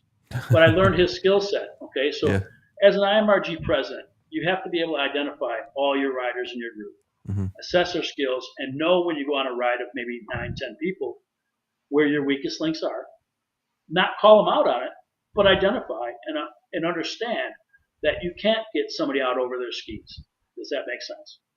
It makes total sense. Yeah. Okay. So, Chris, now, when I rode with the regional coordinators and the presidents last year on Thursday, I go, "What do you guys want to do?" They go, "You can't outrun us." I go, "Okay, let's test that theory." Okay, let's test that theory. Mm-hmm. And they all had excellent riding skills. Mm-hmm. And so it's knowing your group. Mm-hmm. And when you have a group from all over the country that you don't know, it's best and safest that you keep it under control and not get out. Now, if you want to go ride with me on the side and we'll go do some crazy stuff, Ed and I are more than happy to do that with you. So, go ahead. Chris, one of the questions that I got last year, and I'm going to preface this again this year, we have bikes all shapes and sizes show up. The biggest complaint I get from scout riders is, "I have a small gas tank, I can't go as far." Yeah. This route, if you fill up your scout before you leave the area that we're leaving from, you can ride it on a full tank of gas. You will have plenty of gas left over when you get there. It is a 2-hour ride, but it is not 2 hours length, if you will, mileage wise. It's like 86 miles. It's very doable, so you do not need to get gas. We will have the gas stop in place because some people just want to stop. They want to get off. They want to stretch. I get that. Last year I watched somebody get off the bike. I watched her strip down. She took her shoes off. She took her jacket off. She took we're going to leave in like 2 minutes. "Oh, that's fine. I'll be ready." Okay. And she was. But by the same token, I don't want to deter somebody from saying, "I have a smaller bike and will I make it?" You will absolutely make it. There's no doubt about it. This route takes us where we need to go, but you will not run out of gas. I promise you. So, Chris, are we going to have a throttle and iron group in the rides? That'd be funny. We'll take the slow group. You know what? I think everybody needs to go to the website, buy a Throttle and Iron T-shirt, and then we'll know who's in the group. There you go. There you go. That's the right answer. Whoever shows up in a Throttle and Iron T-shirt. I'm sorry, I didn't hear you. Did you say you're sending me a Throttle and Iron T-shirt? Is that what you said? I guess I'm going to have to now. Yeah. No, Jeff, I suggested to Chris that we should have a Throttle and Iron subgroup during the ride. You're talking about breaking up into groups of 100, 125. We should have a throttle and iron group.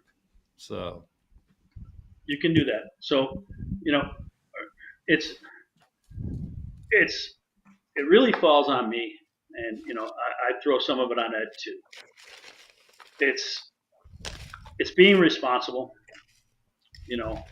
There's a lot of times I'm irresponsible, but in this case, I have to be responsible because I have 500 guests. I want all 500 guests going back home to their families. So if I act irresponsibly, that's on me.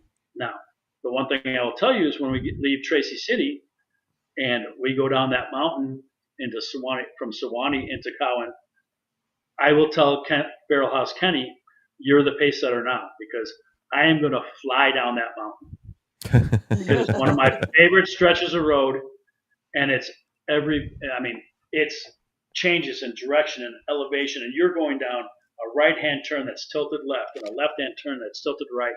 It's only about 6 miles, but it is glorious. Yeah, it is. And that's like 5 miles from Ed's house. Literally, maybe 10. And then I'll stop at the bottom and I'll wait. And, everybody comes. Last year, about 8 guys came around Barrelhead Kenny and at the stoplight looked at me and said, "Are you going to grip it and rip it?" I said, "If that's what you want, we'll do it." They go, "We came around it for that reason." Okay. I want to accommodate my guests, but those are guys I rode with early in the week and I knew their skill level.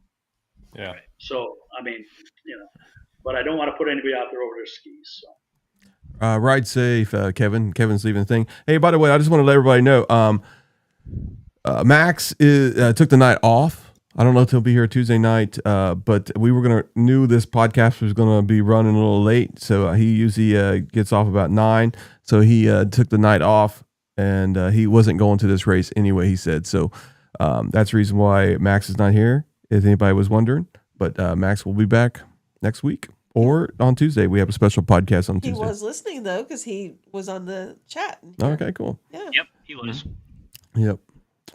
All right. Let's see what else Max we got. needs to get a bike. Yeah, Max needs to get a bike. Well, he gets upset when I say that stuff. I don't want to say that no more. Yeah. We can't say that, Jeff. We can't say that. Well, I saw a nice KTM 200 he can get. There you go. I have a Buell sitting on the porch. He can ride that if he wants to. You know what? I'll tell you what, Max, if you come down, I have it's not an Indian, but I bought it at Crockett. Mm-hmm. I have a Gold Wing in my garage that he can ride. Nice. There you go, Max. The gauntlet has been laid down. You have an opportunity to go to Jack Daniels. There's 20, 25 open spots. Come on, man. Let's see. Max, come on down. It's a 2012 Gold Wing. It doesn't have ABS, but that thing can. I love that bike. Oh, that's super nice, man. Let's see. Joseph said, "I just figured it out." I don't know what he was talking about. If you want to, just trying to figure that out. Tuesday's chat. We have a podcast on Tuesday. We will be having. Let me show you what we got coming up here real quick. All right, so Tuesday we have Throttle and Iron special podcast. It's actually this could be yours. 2024 Road Glide CBO. It's for the West Point School of Music. And that's going to be at 9 p.m., which is going to be different than normal. And then we have Throttle and Iron podcast August 3rd at 8 p.m. And that's going to be Bry the Biker. He's going to be on here. So yes, we do have Harley-Davidson stuff on. How to get online? How you want to be a guest on the podcast? You want to say? All right, go to throttleandiron.com and there is a podcast link there that you can make sure. Let me go to the website here real quick. All right, let me change this back to the thing where we're at. I got some of these screens here. All right, so say this is the Throttle and Iron website right here. You go up here to podcasts. There is a thing that says, "Hey, this is your prep. This is what you need to do. Make sure you got a good internet connections, browser and software, drivers, camera, mic, setup, all that kind of stuff." And then underneath that link, if you got that equipment, then you click on the application for the podcast, and I'll tell you what dates we're having. As you can see here, we have a couple dates already booked, and August 10th is the next one. So just had a homecoming. So that being event. said, I have Windows 5 and it works. Windows 5? Ed, you got to be helping this guy. I didn't know. Shout out to Brian Moore. Brian's your regional coordinator up by you guys. He's in the chat. I'll tell you what, so one of the nicest guys you'll ever meet. Okay, He's a lot of fun. Any one of you guys up there, or any IMRG groups up in the Midwest, Brian and Chris are two fantastic guys. I mean, one of the nicest guys I've ever met. So reach out to them if you need help at your IMRGs, and he'd be more than happy to help you get set up, or any assistance you need with anything as far as an IMRG. Brian's there for you. So. Yep. Yeah. So we are here to help. So if you do have any questions or something like that, and it's not about this podcast and IMRGs and stuff like that, I can assist. Les can help. These guys can help. Reach out to the contact page on Throttle and Iron. Go to their contacts. We got Jeff's. If you look into, let me get Jeff's email out here again. I know it's somewhere here. I have to look for Finesse. it.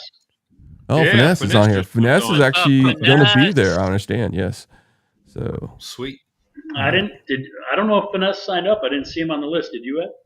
I did not see him sign up. I was just watching a video. He was watching. He was doing some more updates on his bike, but he hasn't signed up for Jack Daniels yet. Oh, you better hurry up because there's only 20 spots left.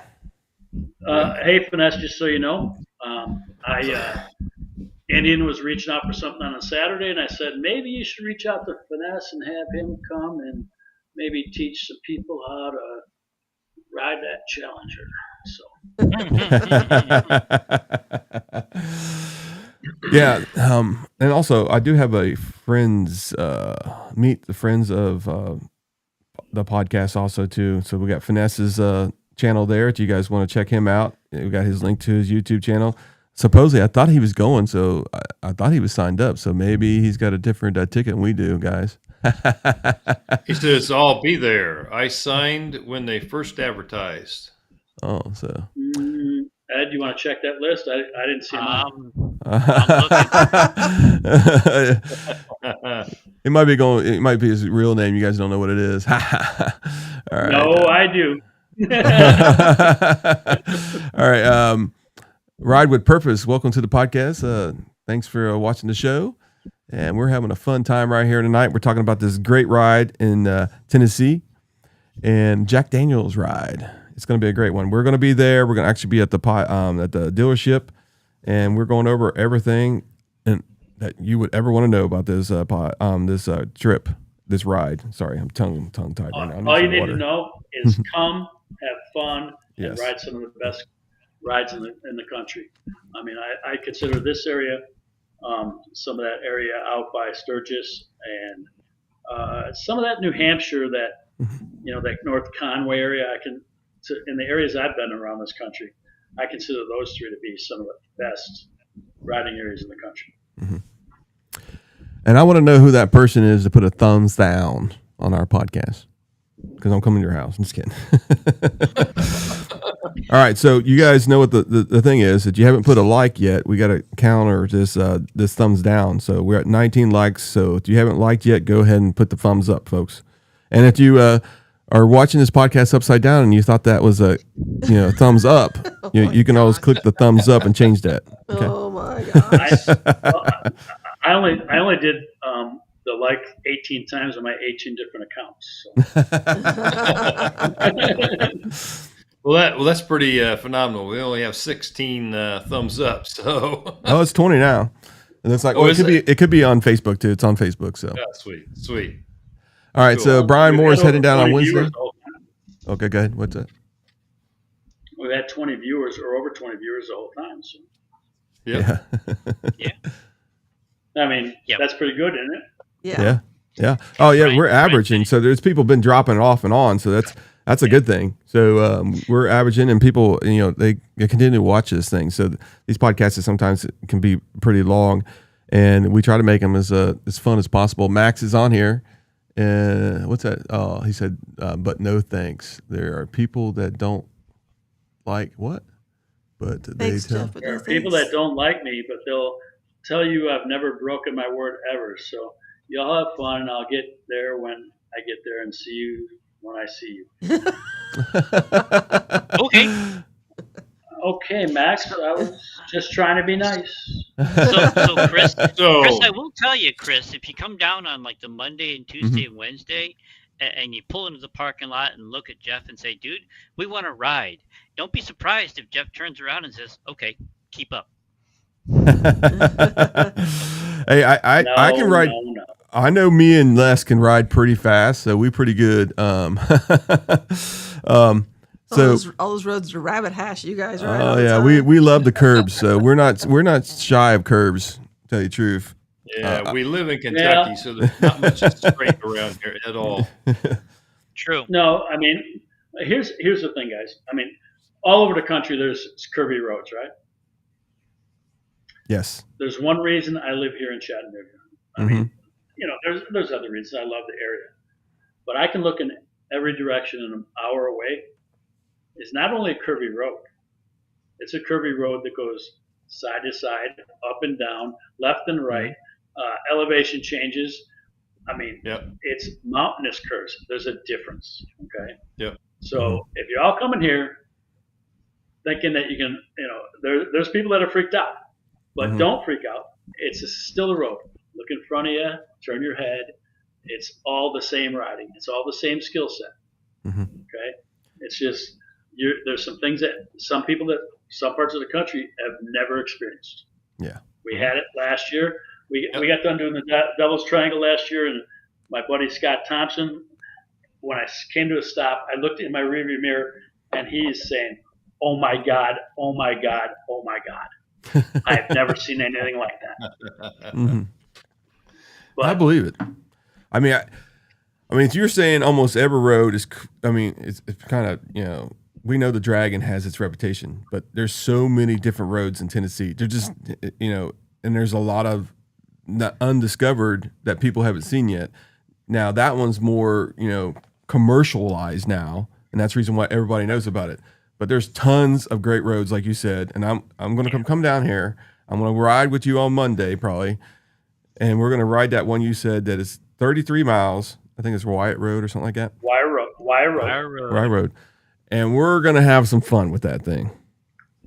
We are. Okay, so Just take it easy on Chris. No, we're not. We absolutely are. So Yeah.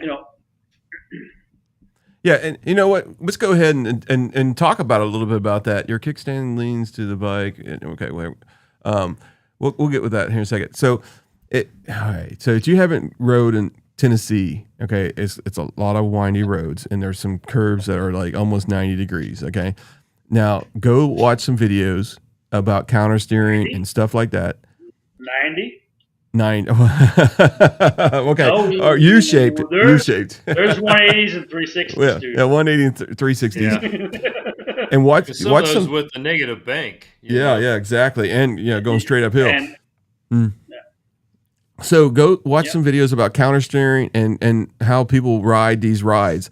And then, practice. I mean, that's how I would do it and get better at it. If you are by your house, have some curbs, okay, like that, do some counter steering around there. That's what I can say is the best thing, because I've seen people not able to do counter steering. They still try to lean, but the bike still kind of, it turns, but counter steering does so much more to help you out. So. Okay, so I'm not the best rider in the world, but I'm a fairly good one. Okay, I will give you my take on riding mountains, and I do nothing but ride mountains here, and so does that. There are a couple of counter steering is key. The other thing is, okay, besides counter steering, when you're riding your best, you are not having to lean the bike. So you are counter steering. Yeah. The best riders in the world control their bike under 10 miles an hour. Anybody can ride a bike at 50 miles an hour. Yep. The bike takes care of the work for you.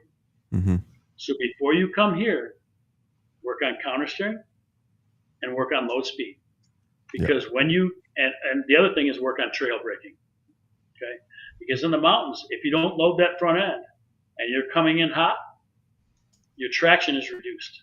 Mm-hmm. Yeah. So you touch that brake going into the turn, that loads the front end, gives you better grip on the road, and now you can handle the mountains better. Am I right, Ed?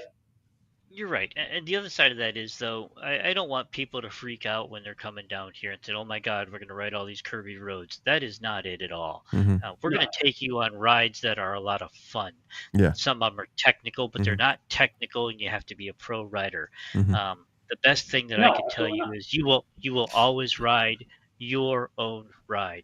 Do not keep up. Yeah. I will not run 70 miles an hour running through the curbs. Mm-hmm. If there's people behind me. If it's just me, that's a whole different story. But if I'm leading a group of people, we're going to ride to ride. I want you to be able to enjoy it and not clinch the entire time we're riding. Yeah. Well, I'm just saying, if anybody's concerned about that kind of stuff, I mean, if you're afraid to ride with a group, that kind of stuff, I mean, go to IMRG, sign up to IMRG, go to one of their group rides, hang out with some people, ride with some people, you know, because they have Facebooks, most of them, and they'll say, listen, I'm off today. Anybody want to take a ride? Les does it all the time. So you have 4 or 5 people right there. Get custom riding with other people, and you'll get more alert when they're actually slowing down, the stop signs, that kind of stuff, going around curves. You'll get a lot of experience by doing stuff like that. So that's what's so good about an IMRG. So, Chris, I mean, my wife has some really good riding skills. I mean, she doesn't go out over her skis. She rides the speed limit. She's not going to go any further. She's going to ride her own ride. But the first 2 times she went on the Dragon, we got to the bottom. She's like, when are we going to do the Dragon? She didn't even know that we were on it. So everything on the Dragon's blown out of proportion. Yeah. Okay. It's a very exactly. There's people that trash it and say, oh, it's not that great.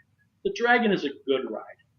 Okay. Yep. Mm-hmm. I ride it so often that I'm like, I only ride it when guests come into town. Mm-hmm. I've done it so often. Is it a good ride? Yes, it's a good ride. But people around the country trash it because, oh, it's so commercialized, it's overrated. And then they say the Cherahal is a better ride. Well, the Cherahal is a completely different ride. It's big sweepers. There's really not a whole lot of tight cornering unless you're on the North Carolina side. When you're on the North Carolina side, the Cherahal is very challenging on the 143 until you get to Robbinsville. I mean, there's some, if you're coming in hot, it's challenging. On the Tennessee side, it's big, nice, sweet sweepers. Everybody likes their different rides they like. Yeah. The Dragon's going to be a little tighter. You take it at a less speed, but it's every bit as gorgeous as a Cherahal. When you go to the Y, it's just a different ride. When you go to Beartooth Pass, it's a great scenic ride with switchbacks and sweepers, and it's everything, the whole plethora of things you'll experience on a motorcycle. Spearfish Canyon is sweeping, nothing very challenging, but gorgeous running through the trees. So it is what you like, okay?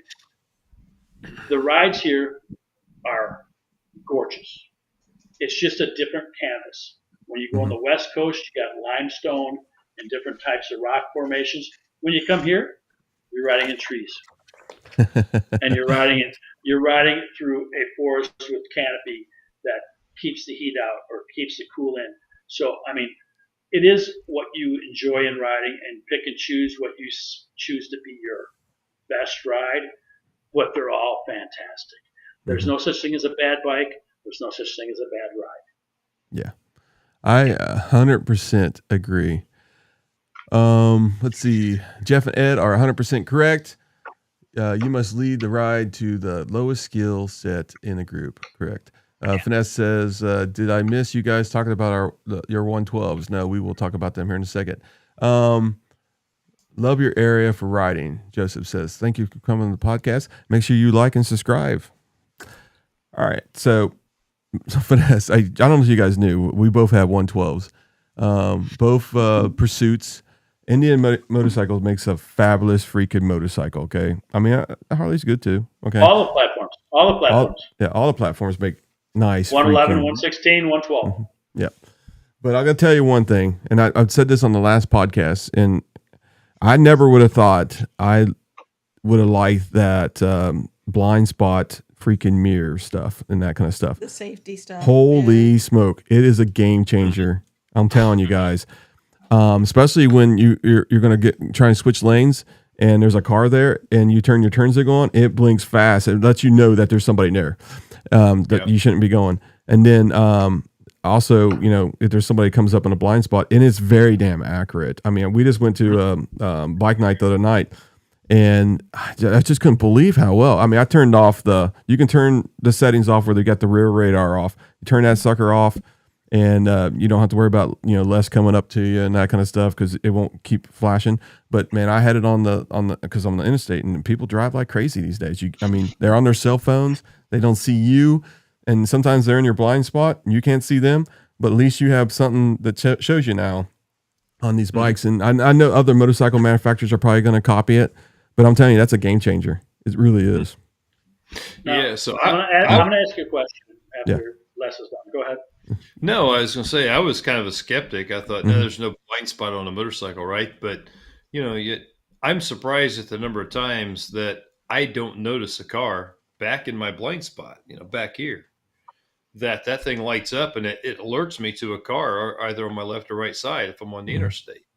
I've seen a lot of negative comments out on the internet about it. Hey, why do you need blind spot monitoring and all this stuff on a bike? But man, it's been great so far. To Chris's point, the thing pops on when you don't even know there's a car there.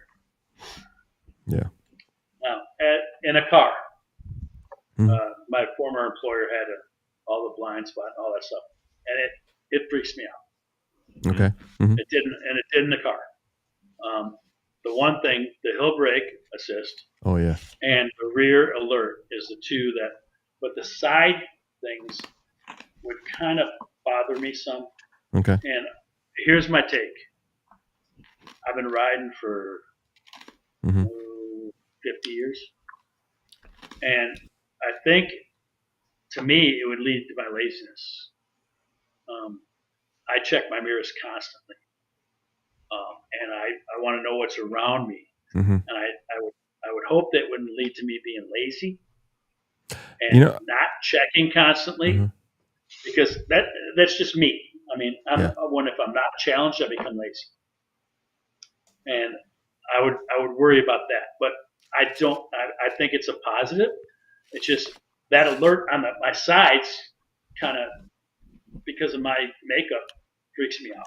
So, but I would really love the hill assist and the rear alert.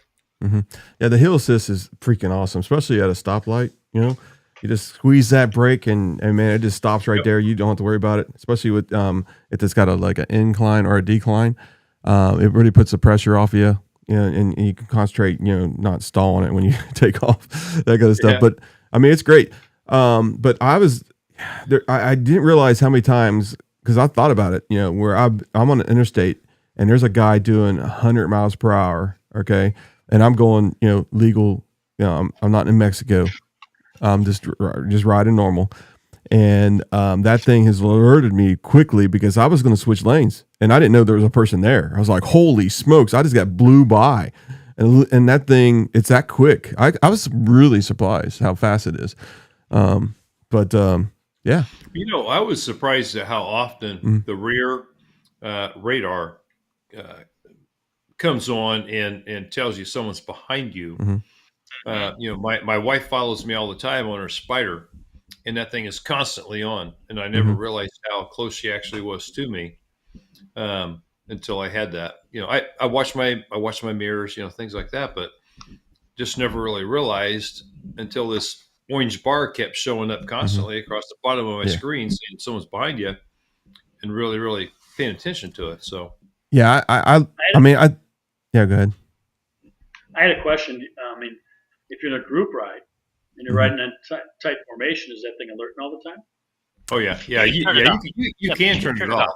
Yeah, it's easy to turn it off. It's just a little button on the screen, the 7-inch screen. Right. You just hit the settings. You don't even have to go in the setting menu. There's just one of the pages automatically have it, and you can add it to any one that you want to too. You just click it instantly turns off, and you don't have to worry about it. Because I did it with the IMRG ride last time. We went to what is it, Yellow Springs, and they did the one of the riders behind me it was getting really close every time. I mean, I think it's like 35 feet or something like that. It starts alerting. So I just switched to that serene, hit that button, didn't have no nuisance after that. It does become a nuisance because you get your attention because it's on your screen also, not just on your thing. But I've actually, it's helped me. Actually, I look at my mirrors even more now.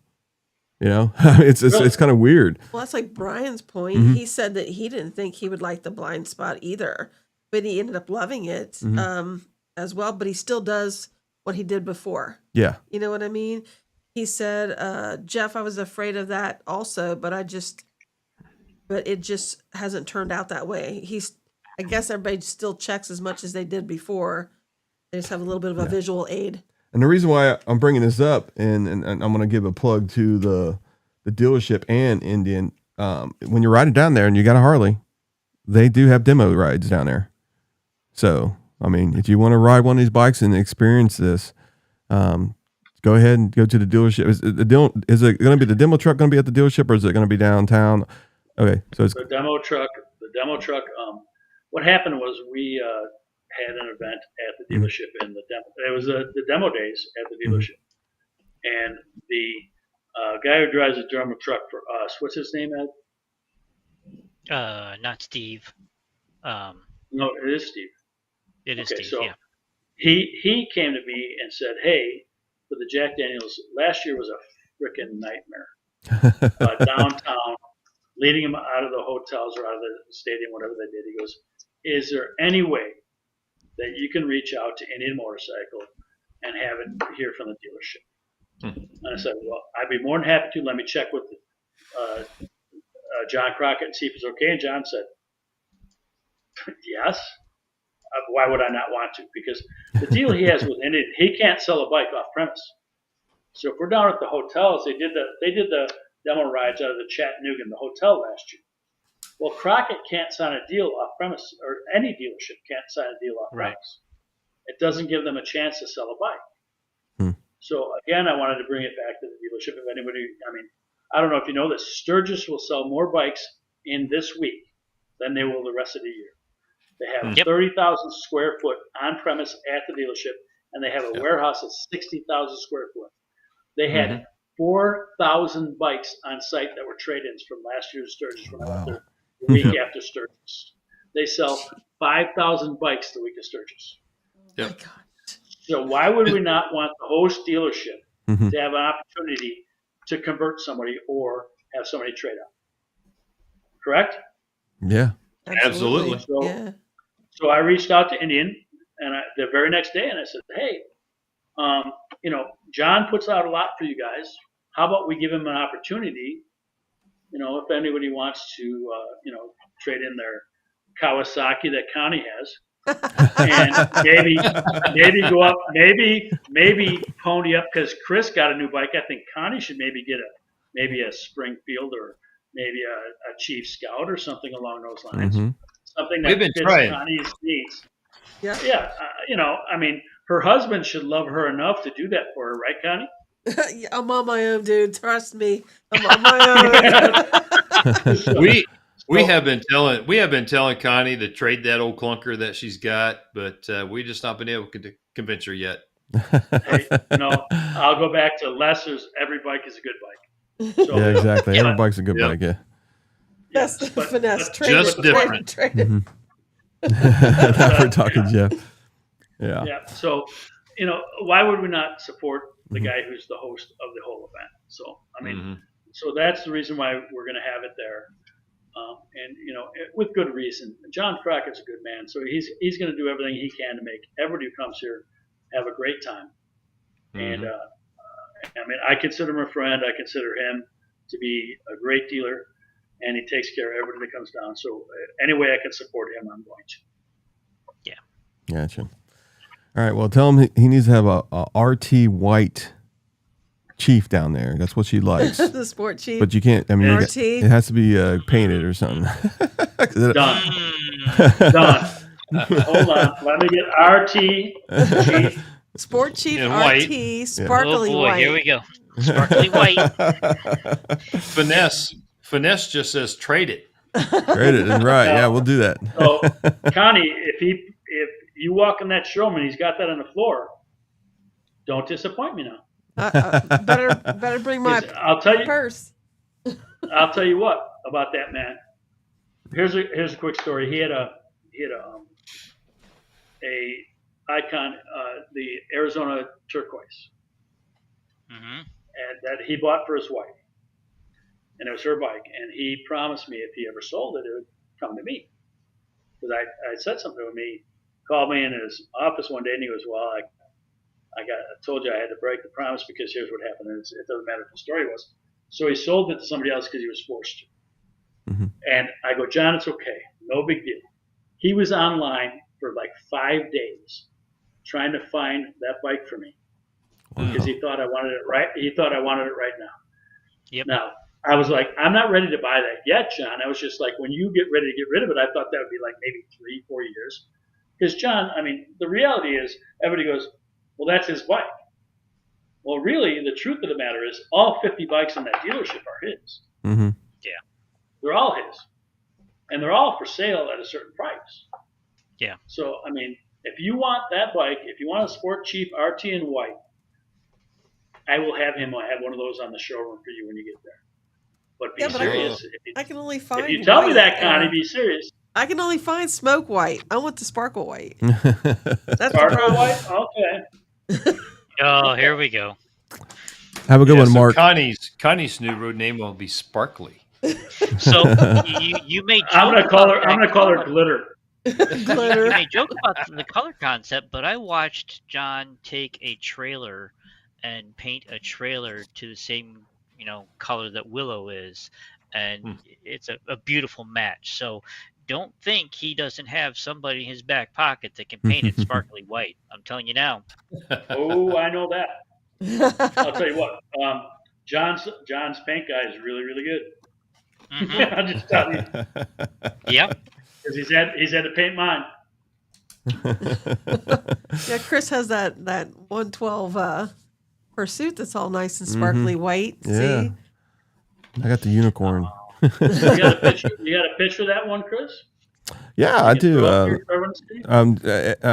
Les, you got a picture of yours too? We call them salt and pepper. Ed, you got a picture of yours being washed in the rain? I got enough pictures of that bike being bike washed from Free Bike Washes for the last week now. I don't need any more. I got a picture of both of us Brian together. said he's bringing his Elite, his Pursuit Elite. Yeah, there we go. Ed, why don't you tell him why you bought the 108 instead of the 112? All right, Chris. I just sent it to you, Chris, so you can put them up there. So Finesse will give me all kinds of crap about this, but honestly, I rode the 108 and I rode the 112. And I took the 112 out, and after bringing the 112 back, I said, I don't want to buy a 112 because I will probably kill myself on it. I know my speed concept, and I know how I ride. I will be dangerous. So I bought the 108, and it's, now I'm thinking, can I upgrade the 108? Yes, I can. I am well aware I can do that. So don't be surprised if that happens in the next couple of months. Yeah, gotcha. Oh, you're gonna go to the 112 now? Probably. Well, speaking of that. Yeah. So speaking of that, I know you know some people that can probably help you with that. But let me make sure you guys, because we have a special private group right now of the 112s, and we got a bunch of influencers in there, and it's called Club 112. We got, I don't know if Finesse has joined yet, but I'm sure he probably will eventually. But Brian Moore is, a bunch of people are. Let me give you guys the link in the thing if you're interested. It is private right now. We might open it up in the future. We haven't decided, but we're trying to keep it clean without all that spam. A lot of people appreciate that. But right there's Club 112. And all right, so we got one more thing here we got to talk about, and let's see. I got to talk to Finesse. Really, I got to talk to Finesse. All right, so if you go to our website, we have a shop, and I got some Club 112 stuff here. The hats are nice. I like the hats. I like the hats. That one of the shirts not finesse, but riding fish. Let me see which one he picked here. I know it's one of these.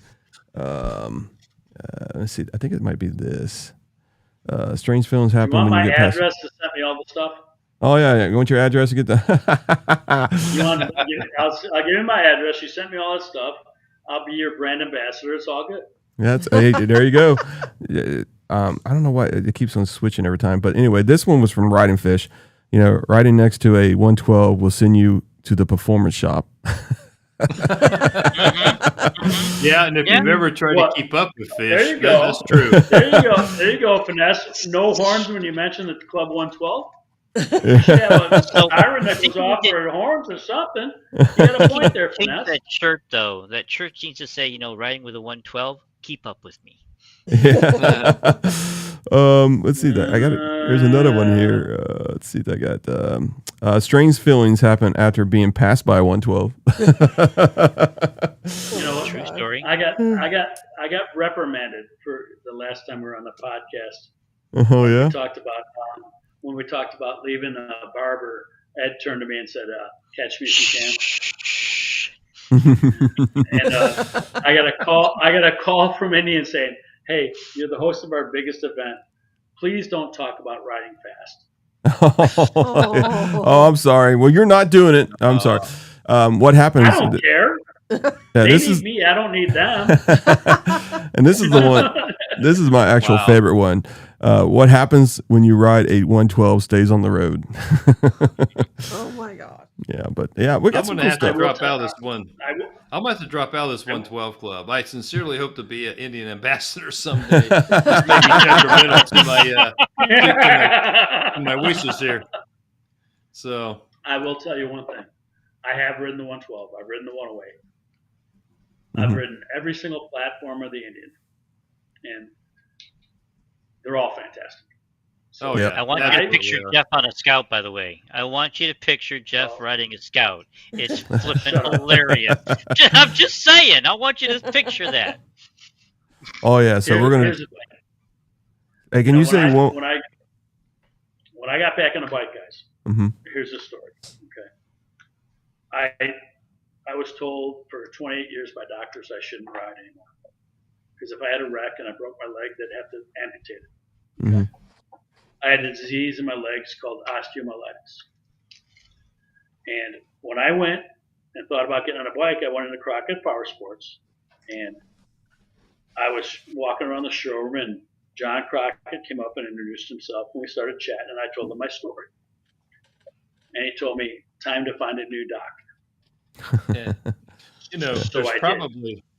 There's probably more old bikers than there are old doctors. So that should tell you something. So I did. I found a new doctor. He did a knee replacement on both knees and said, "You're good to go." So I rode around. I went to Harley. I rode the Road Glide. I rode the Street Glide. I went to Pandora here is a local BMW dealer. I rode the GTL 1600 but I didn't like the foot position on that. Now they came out with the American foot position that's more forward, and that would be more to my liking now. I rode pretty much the gamut. I went to Honda, and then I rode that Indian Roadmaster, and I didn't leave the dealership. That lower center of gravity, those gobs of throttle on the right hand side. I was like, that's the best bike I've ever ridden in my life. I just loved it. And I don't think, the only other bike I would consider is maybe a Glide when I get older and I need to be triked or something like that. But everything that I want in a motorcycle is in some way, shape, or a platform in the Indian or Polaris line. I'm just saying I think it's the best motorcycle produced today for my needs, not maybe for your needs. I'm just saying for my needs. As a guy who's 5'9", I can flat foot a Roadmaster.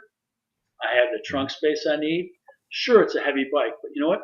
That heavy bike is only heavy under 15 miles per hour. If you command the motorcycle and you practice and go in a parking lot and practice And if you're afraid of dropping that motorcycle that weighs 900 pounds, go to the pool store and get some pool noodles and put them on your highway bars and practice putting it on the ground and picking it up. Put something in, some cardboard in your garage or driveway, and purposely lay the bike down and pick it up. It's not that hard. It's not that hard. The difference is only under 15 miles per hour. So if you practice and work on your craft, it's like any other job or any other hobby. If you're a golfer, don't you go out and practice putting? Don't you go out and practice chipping the putt? Chipping and putting? Why aren't you doing that when it's your passion of riding a motorcycle? So go out and take the time and go in a parking lot somewhere and practice your low speed skills and all those kind of things. You'll far more enjoy your riding experience if you work on being better at it. Agreed. Yep, absolutely. Figure eights all day, accelerate, U-turns every day. This guy Sparky, he's actually a trainer down in Florida. He does classes, I think. If he's got some information, if he wants me to share it, just send me a link, and I will put it up on the website. So, yep, well said, Jeff. I practice every day, so good job. All right, well, we are almost on the 2-hour range. Yeah. Boy, it went fast. Yeah, Time flies, man. Time flies when we. Hey, if you guys are watching and you ain't subscribed to the channel, we did get some subscribers tonight after I said that. But if you're watching right now and you want to watch a podcast, and I think we do a pretty good job here. I mean, I do get tongue tied once in a while, and these guys straighten me up because I can't say Chattanooga. That's why I'm here. Hey, it's not a G or a D. It's a Chattanooga. You know what? Actually, down here, they pronounce it like it's a D. Chattanooga. Okay. Gotcha. It's not Chattanooga in any way, shape, or form. But it's Chattanooga. And I want to talk about. I love you, Chris. Chris, you have to move to Canada to get away with that Chattanooga thing. Well, you know what? I want to move down there in Tennessee. If somebody gives me a lovely manager job, I'll move down there and we'll be good to go. So, you guys have comms on your way down, Les? Do we have what? Comms. Oh no, I don't have one yet. Chris hadn't given me one yet. I'm waiting for I'm gonna send you a tape to put in his ears. It's like, where it says Chattanooga. I'll do it. By the time I get down there, Crockett Motorsports, I'll be on the podcast and I'll be saying it correctly. I'm going to say it every day. You promise? You promise? I'll promise. You can have my comms, Les. Connie, I'm holding you accountable. Okay, you got it. All right. So I want to do this giveaway before the end of the year, folks.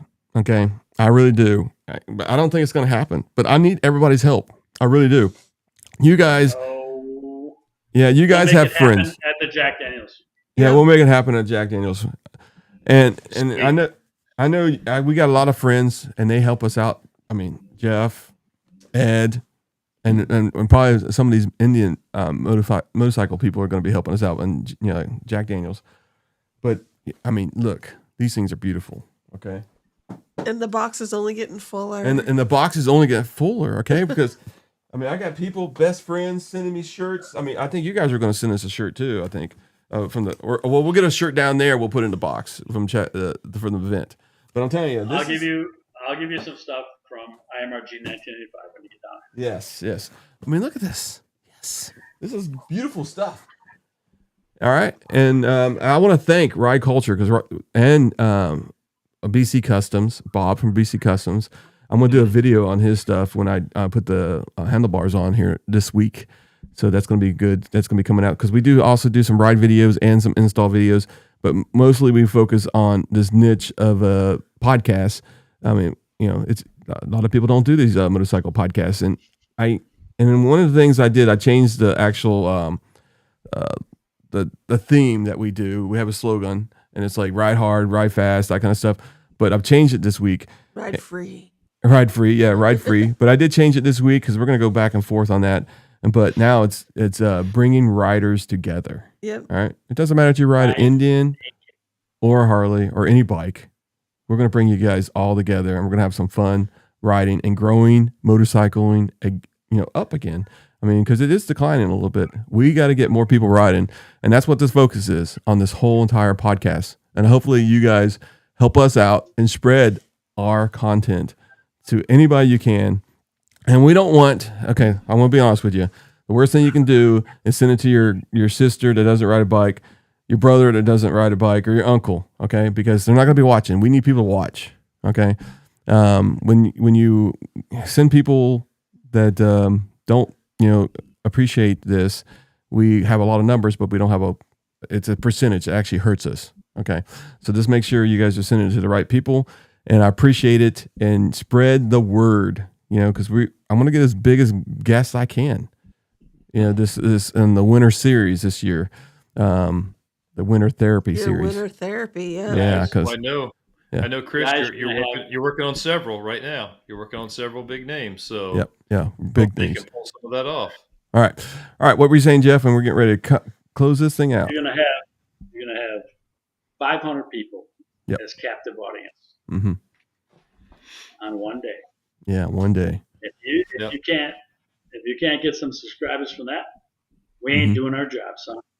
Yeah. The good thing is we have a lot of people watch these videos after they show live, and that's a good thing. We have a good core that actually watches, and I also have it on Spotify. So if you're traveling and you want to listen to the podcast and you got Spotify on, just go to Throttle and Iron on Spotify. We're on there, and this will be up there in about an hour. This podcast will be. All right, you guys have a good night. You guys, thanks for coming on here. And we might have one, you guys are going to be too busy, but we'll have some kind of, we'll figure out something right before this event. Maybe get you guys on here maybe for a half hour just to talk about it. Or any updated stuff. We'll figure something out and get you guys on here. And definitely that day on Thursday we'll be there. Yeah. One of us or John Crockett will be available. One of us will be there for you. Yeah. And the rides start on Saturday before the event. And, if you guys have any questions, the email address is in the chat, and send Jeff an email, and don't give it the, spam groups, and, don't sign up for a website. No, I'm just kidding. But anyway, you guys have a good night. Thank you guys for watching. You guys stay on here, and we'll see you Tuesday. It's Tuesday night. Thanks for having us. Thanks everybody. Appreciate you tuning in. Appreciate y'all. Yep. Let's Thanks, get this. guys. Yeah, we got something going on here. Sparky IMRG 2063, South Florida out, shiny side up. Nice, Sparky. Yep. I don't think we got any bloopers, do we? I got plenty. Vanessa said he had to jump off and go work, and got stuff to do tomorrow. I was actually just watching him work on whatchamacallit. Yeah, he's got some great content. You guys need to check him out. Yep. All right, guys. Have a good night. We'll see you on Tuesday. Special podcast.